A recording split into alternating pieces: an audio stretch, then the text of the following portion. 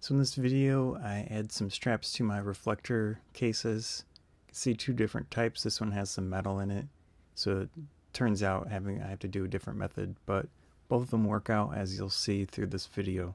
Really, the goal is just to make it easier to carry, easier to handle. Here's the material that I use. It's a fake leather type material. It's relatively strong.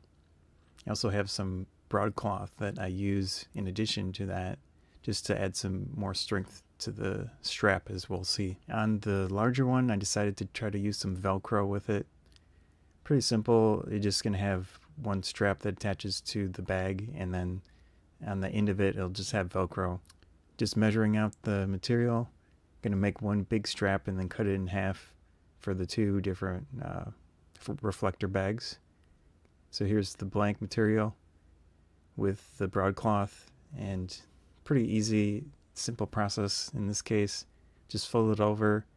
The outside of the strap is on the inside at the moment, so we'll do one line of sewing on the end here, and then we'll reverse it once we're done with that. So we have it all pinned up. As you can see, the fake leather is on the inside, and then the broadcloth is on the outside.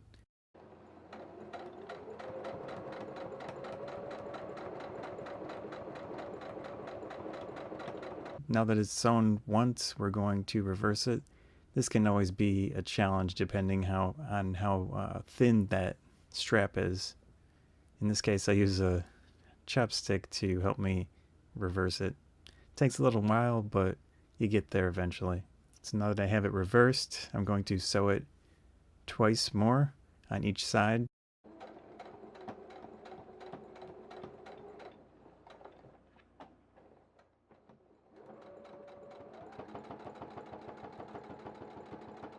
As you can see, it's sewn on both sides, nice flat strap, really solid, thick, and it just works. It should work really well. So I'm trying to plan how I'm going to deal with this first bag. It's pretty easy. It's wide open, and I'm just going to attach the Velcro to this one as well. At this point, I think that that's enough material for both, so I cut it in half. So again, I'm measuring things out in my head just to make sure that it's going to work.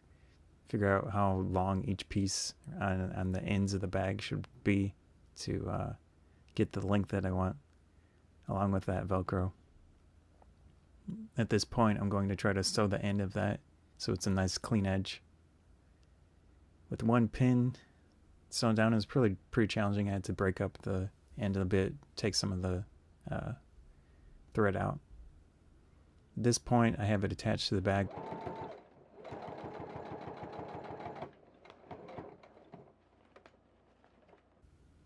So I attached it to the bag, and I did the X with sewing material. Pretty simple. I just attached the Velcro to the strap, and then I'm going to attach the other piece of Velcro.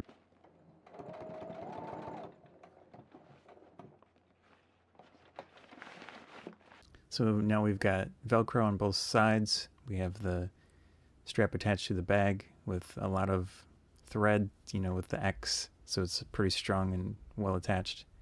And it seems really strong, so I don't think that'll come off by itself. Up to the next one. As I mentioned, it has some metal in the bag itself, so you have to do a totally different way of setting it up.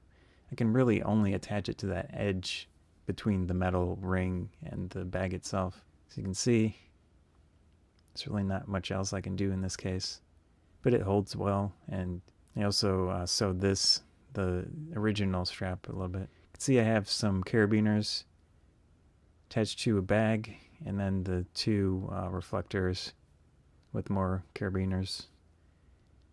That one will be a little challenging to get off if I had the bag still on. This one's slightly easier, but I mean, the original strap isn't Velcro, so I'll have to take off the backpack in either case. So that's about it. Hope you found it useful. Thanks.